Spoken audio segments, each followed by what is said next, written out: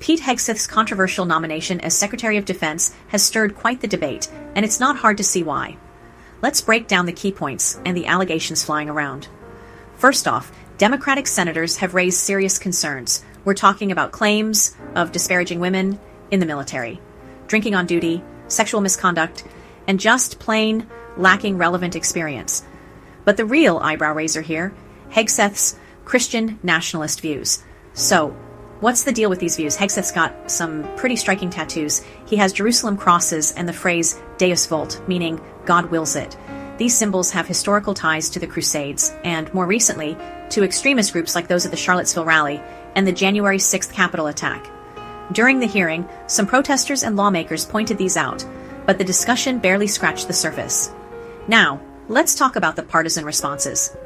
Republican Senators Tom Cotton and Kevin Cramer, they defended Hegseth, saying his actions and symbols are just expressions of personal faith. Hegseth himself, he denies any extremist intent, claiming the Jerusalem cross is just a Christian emblem.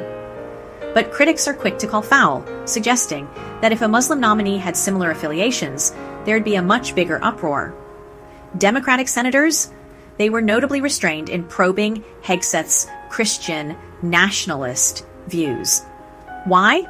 Some speculate it's due to concerns about violating constitutional prohibitions on religious tests.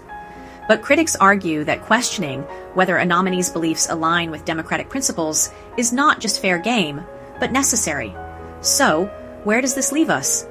Despite all the controversy, Hegseth's confirmation seems likely. His supporters laud his patriotism and military background. But detractors? They warn that his views could undermine America's pluralistic democracy and lead to increased extremism in defense policies. Pete Hegseth's nomination as Secretary of Defense is a powder keg of controversy, raising serious questions about the interplay of personal beliefs and public service. What do you think? For more Christian news, subscribe to our newsletter,